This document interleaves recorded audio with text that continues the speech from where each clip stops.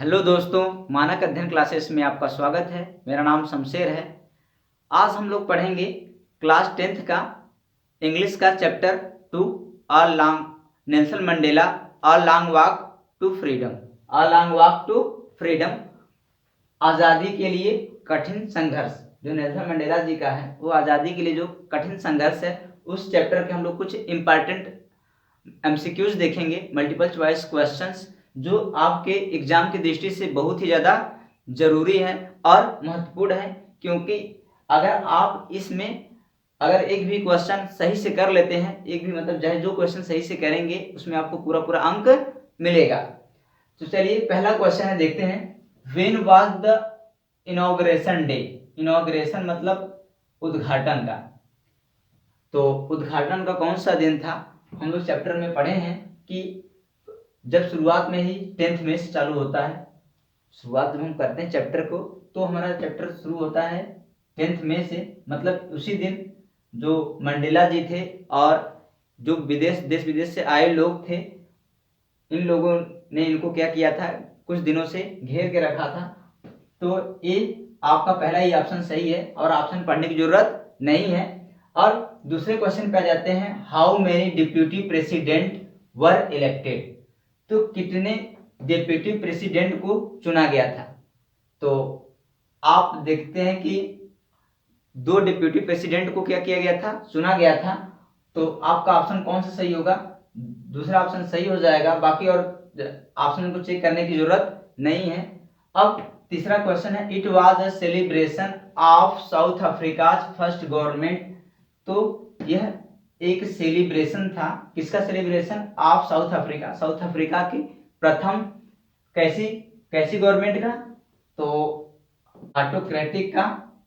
Autocratic की बात करें, ऑटोक्रेटिक रेशियल का, तो निरंकुश नस्लवादी, निरंकुश नस्लवादी। और डेमोक्रेटिक का होता है प्रजातांत्रिक गैर नस्लवादी, नॉन रेशियल का गैर नस्लवादी। और डेमोक्रेटिक रेशियल तो प्रजातांत्रिक नस्लवादी। और मोनार्क मतलब राजशाही, नॉन रेशियल गैर नस्लवादी। तो हम लोग देखते हैं कि जो ये सेलिब्रेशन था, जो सेलिब्रेशन मतलब जो इसका उत्सव था, किस चीज का उत्सव था? साउथ अफ्रीका के पहले, साउथ अफ्रीका के पहले तो निरंकुश नस्लवादी तो गवर्नमेंट का तो सेलिब्रेशन था नहीं, था किसका? प्रजातांत्रिक गैर नस्लवादी सरकार का। तो आपका कौन सा ऑप्शन सही होगा? बी वाला ऑप्शन सही होगा। आते हैं चौथे ऑप्शन पे। चौथा क्वेश्चन क्या है? What change brought international leaders to South Africa? तो किस परिवर्तन ने, व्हाट चेंज किस परिवर्तन ने ब्राट लाया इंटरनेशनल लीडर्स अंतरराष्ट्रीय नेताओं को to South Africa, South Africa में? तो एंड ऑफ अपार्थाइड एक चेंज हुआ क्या? जो रंग भेदियों हैं, जो रंग भेदी हैं, जो रंग के आधार पर भेदभाव करते हैं, उनका अंत हुआ था। ह्यूमैनिटी मानवता में परिवर्तन, ऐसा तो है नहीं। पीस शांति में परिवर्तन, ट्रेड नेगोशिएशंस व्यापारिक वार्ता, इसमें परिवर्तन नहीं। तो हमारा ऑप्शन क्या है कि हमारा ऑप्शन ए सही होगा। एंड ऑफ अपार्थाइड, जो रंग भेदी हैं उनका क्या हुआ था? अंत हुआ था। और इसी चीज ने जो अंतरराष्ट्रीय नेताएं हैं उनको क्या किया था? साउथ अफ्रीका में लाने के लिए, मतलब इन सारी चीजों की वजह से नेता साउथ अफ्रीका आए थे। अगला क्वेश्चन है, what was it the nation needed to be liberate from? तो जो राष्ट्र था, कौन सा राष्ट्र? साउथ अफ्रीका, उसको किस चीज से लिबरेट होने की जरूरत थी? किस चीज से लिबरेट मतलब आजाद होने की, स्वतंत्र होने की जरूरत थी? पॉवर्टी से, गरीबी से, जेंडर डिस्क्रिमिनेशन, लिंग भेदभाव, डिस्क्रिमिनेशन मतलब भेदभाव, तो लिंग भेदभाव से आजाद होने की जरूरत थी। डेप्रीवेशन, किसी अभाव से, जो कमी है उससे आजाद होने की जरूरत थी। ऑल ऑफ द एबव, और इनमें से सभी। तो हम देख रहे हैं कि जो राष्ट्र है उसको गरीबी से भी आजाद होना था, जेंडर डिस्क्रिमिनेशन जो लिंग भेदभाव उससे भी, और जो डेप्रीवेशन जो अभाव है, जो कमी है उन चीजों से, और इन सभी चीजों से। हमारा कौन सा ऑप्शन सही होगा? ऑल ऑफ द एबव, मतलब हमारा ऑल ऑफ द एबव सही आंसर है। अब अगला question, the spectacular array of South African jets are display of. तो जो साउथ अफ्रीकन जेट्स थे उनका एक शानदार जो समूह था, जो शानदार दृश्य था, वह एक प्रदर्शन था। अ डिस्प्ले ऑफ किसका प्रदर्शन था? मिलिट्री प्रिसीजन, मिलिट्री की सटीकता का, मिलिट्री लॉयल्टी टू डेमोक्रेसी, जो मिलिट्री है उसकी डेमोक्रेसी में प्रजातंत्र के प्रति जो मिलिट्री है उसकी वफादारी का प्रदर्शन था। बोथ ए एंड बी, दोनों, मतलब पहला वाला भी ऑप्शन और दूसरा वाला ऑप्शन सही, नन ऑफ द अबव। तो हम देख रहे हैं कि आप लोग चैप्टर पढ़े होंगे, तो जो मिलिट्री की सटीक पिन पॉइंट प्रिसीजन का भी प्रदर्शन था और मिलिट्री की वफादारी का भी।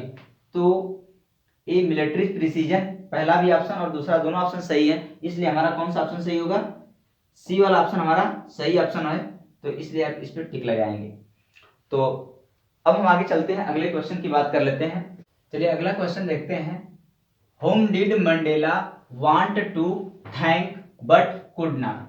तो मंडेला जी किसको धन्यवाद देना चाहते थे बट वो दे नहीं सके? तो हिज फैमिली, वो अपने परिवार को, व्हाइट रूलर्स, गोरे शासकों को, अफ्रीकन पैट्रियाट्स, अफ्रीका के देशभक्तों को, military who know longer exist, तो मिलिट्री जो अब क्या है, एग्जिस्ट नहीं करती है। तो हम लोग एक कहानी स्टोरी पढ़े थे कि जब मंडेला जी वह उन अफ्रीकन पैट्रियाट्स को थैंक करना चाहते थे जो उनके साथी थे, जो क्या हो चुके हैं, देश के लिए अपनी कुर्बानी दे चुके हैं, देश के लिए शहीद हो चुके हैं, अब वो एग्जिस्ट नहीं करते, मतलब वो खत्म हो गए हैं। तो उनको धन्यवाद देना चाहते थे लेकिन उनको दे नहीं सकते थे क्योंकि वो लोग मौजूद ही नहीं थे कि उनको धन्यवाद दें। तो यहाँ पे आपका ऑप्शन कौन सा हो जाएगा? ऑप्शन सी, अफ्रीकन पैट्रियट्स, जो अफ्रीका के देशभक्त थे वो उनको देना चाहते थे धन्यवाद।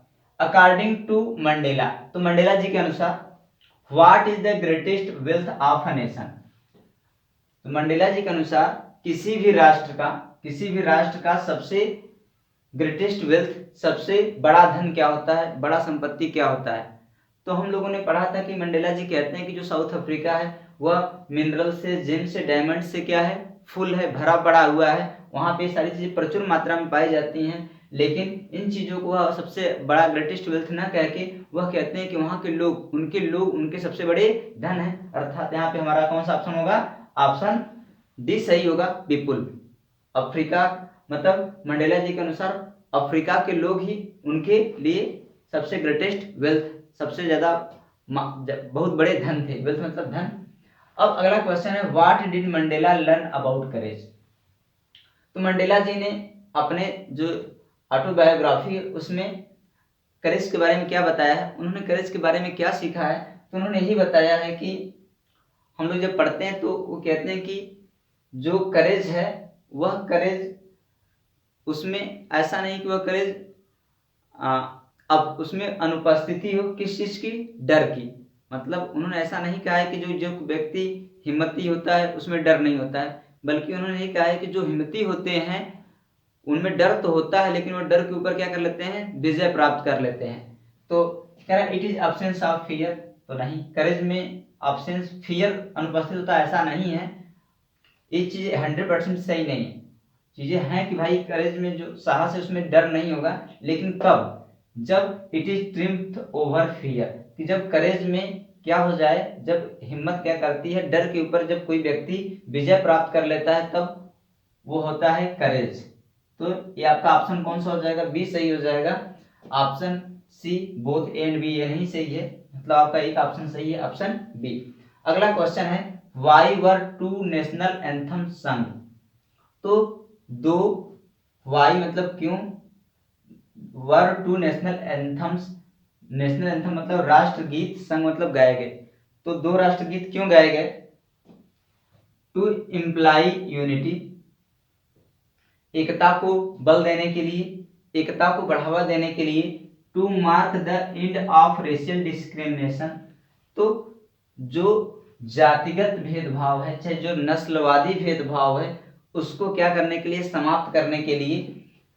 To mark the end of gender, तो जेंडर मतलब जो लिंग है इसकी अंत के लिए, लिंग की खत्म करने के लिए। ऐसा पॉसिबल नहीं है कि सोसाइटी में मानव मतलब हम लोग रह रहे हैं तो वहाँ पे जेंडर ना हो। जेंडर मतलब मान लीजिए कोई पुरुष है कोई महिला है, तो ये जेंडर रूप से मतलब क्या है? लिंग के आधार पे भिन्न है। किसी जेंडर को तो खत्म नहीं किया जा सकता, तो ए वाला तो ऑप्शन नहीं सही है। और बोथ ए एंड बी, तो हाँ हम बोथ ए एंड बी के साथ जाएंगे, क्योंकि वह इसका जो मेन पर्पज था, जो दो नेशनल एंथम गाए गए थे कि जो एकता है उसको बल दिया जाए, और जो जातिगत भेदभाव है, जो नस्लवादी भेदभाव उसको क्या किया जा सके, खत्म किया जा सके। तो आपका ऑप्शन कौन सा सही होगा, डी वाला ऑप्शन सही, बोथ ए एंड बी। अगला क्वेश्चन है, what comes more naturally to heart according to Mandela. तो मंडेला जी के अनुसार जो हर्ट है, जो हृदय है, उसमें सबसे स्वाभाविक रूप से कौन सी चीज आती है, हेटेड नफरत, यूनिटी एकता, लव मोहब्बत, और रेशियल डिस्क्रिमिनेशन जातिगत भेदभाव। तो नस्लवादी या जातिगत भेदभाव, तो ऐसा मंडेला जी ने कहा था कि सबसे ज्यादा जो नेचुरली हार्ट में चीज आती है वो क्या होती है, लव। तो हमारा कौन सा ऑप्शन सही होगा, लव वाला ऑप्शन ज्यादा सही है। अगला, विच पार्टी डिड मंडेला ज्वाइन। तो मंडेला जी ने कौन सी पार्टी ज्वाइन किया था, तो इंडियन नेशनल कांग्रेस। तो हम जान रहे हैं कि ये इंडियन नेशनल कांग्रेस भारत की पार्टी है, तो इंडियन नेशनल कांग्रेस को तो उन्होंने ज्वाइन नहीं किया था, क्योंकि उनको अपने देश को आज़ाद करवाना था, वो इंडिया में तो ज्वाइन कर नहीं सकते थे। उन्होंने कौन सी पार्टी ज्वाइन किया था, तो अफ्रीकन नेशनल कांग्रेस। जब आप स्टोरी पढ़ेंगे, जब मंडेला जी को लगा कि जब उनके भाई बहन और वो सभी लोग क्या हैं, वह खुद आज़ाद नहीं है, तो और जो उनके आसपास के लोग हैं, जब वो खुद आज़ाद नहीं है, तो उनको आज़ादी की उनकी भूख बढ़ गई थी। वह तब पूरे देश की आज़ादी के बारे में सोचने लगे थे। जब उन्होंने पूरे देश की आज़ादी के बारे में सोचा, तब उन्होंने कौन सी पार्टी ज्वाइन किया था, अफ्रीकन नेशनल कांग्रेस पार्टी को उन्होंने ज्वाइन किया था। अब नेशनल अफ्रीकन पार्टी, ये ऑप्शन सही नहीं है, और he did not join any party, तो उन्होंने पार्टी ज्वाइन की थी, मतलब ये भी ऑप्शन सही नहीं है। अब आगे देखते हैं, अगले क्वेश्चन की तरफ चलते हैं। अगला क्वेश्चन देखते हैं, who according to Mandela is not free. तो मंडेला के अनुसार कौन लोग स्वतंत्र नहीं है, ऑपरेसर्स दमनकारी, अप्रेस्ड जो पीड़ित हैं, जो दमनकारी हैं वो स्वतंत्र नहीं है, कि जो पीड़ित हैं वो स्वतंत्र नहीं है, both A and B, none of the above, इनमें से कोई नहीं। तो हम लोगों ने जब कहानी पढ़ी थी, तो हमने देखा था कि मंडेला जी दो लोगों की बात करते हैं, कि जो अप्रेसर्स हैं और जो दमनकारी हैं, दोनों स्वतंत्र नहीं है। मतलब ए वाला भी ऑप्शन सही है, ए वाला भी ऑप्शन सही है। जब ए और बी वाला ऑप्शन सही है, तो हमारा कौन सा ऑप्शन सही होगा, सी वाला ऑप्शन सही होगा, कि जो दोनों लोग हैं, जो दमनकारी हैं और जो पीड़ित हैं, दोनों लोग स्वतंत्र नहीं है। अब अगला क्वेश्चन, अ मैन एक व्यक्ति, हु टेक्स अवे जो छीन लेता है, अनदर मैन्स फ्रीडम दूसरे की आजादी को। तो जो आदमी दूसरे लोगों की आजादी को छीन लेता है, उसको क्या कहते हैं, क्या वह गोरा होता है, मतलब अंग्रेज होते हैं, और प्रिजनर ऑफ हैटर्ड नफरत का कैदी होता है, क्रिमिनल अपराधी होता है, रूड होता है, असभ्य व्यक्ति होता है। तो मंडेला जी ने कहा था कि जो व्यक्ति दूसरों की आजादी छीन लेता है, वह नफरत का कैदी होता है, मतलब वह नफरत से घिरा हुआ होता है। नफरत उसके घर दिलों पे क्या कर रही थी, घर बना लेती है, मतलब वह नफरत से घिरा हुआ होता है। तो कौन सा ऑप्शन सही होगा, अ प्रिजनर ऑफ हैटर्ड। अगला, what began Mandela's hunger for freedom. तो जो मंडेला की भूख है आजादी के लिए, क्या शुरू हुई, किस बात के लिए शुरू हुई, तो the fact that it had already been taken away from run. तो इस बात से, इस तथ्य से कि जब उनको पता चला कि जो उनकी आजादी है वह पहले ही क्या कर ली गई है, छीन ली गई है, had already been taken away, वह पहले से क्या कर ली गई थी, छीन ली गई थी। और इसी तथ्य से मंडेला, इसी तथ्य ने मंडेला जी की हंगर को क्या कर दिया था, बढ़ा दिया था। मतलब आपका पहला ऑप्शन सही है। दूसरा ऑप्शन चेक करते हैं, हिज ऑब्लिगेशन टुवर्ड्स फैमिली, जो उनके परिवार के प्रति जो उनकी कृतज्ञता थी इस बात ने, और हिज ऑब्लिगेशन टुवर्ड्स फैमिली, तो जो उनकी कृतज्ञता थी किसके प्रति, टुवर्ड्स फैमिली, और he was born to fight, वह पैदा ही हुए थे लड़ने के लिए। तो किस बात ने, तो जब उन्होंने देखा कि जो उनकी, इस बात से जब वो परिचित हुए कि उनकी आज़ादी पहले ही छीन ली गई है, इस बात ने उनको क्या किया, उनकी भूख को बढ़ा दिया, क्या करने के लिए, फ्रीडम के लिए, आज़ादी के लिए। तो इस लेक्चर में इतना ही। आप इन चीज़ों को बढ़िया से तैयार कर लीजिए और आपके एग्जाम में निश्चित ही इसमें से कोई ना कोई क्वेश्चन आने वाला है। तो वीडियो देखने के लिए धन्यवाद।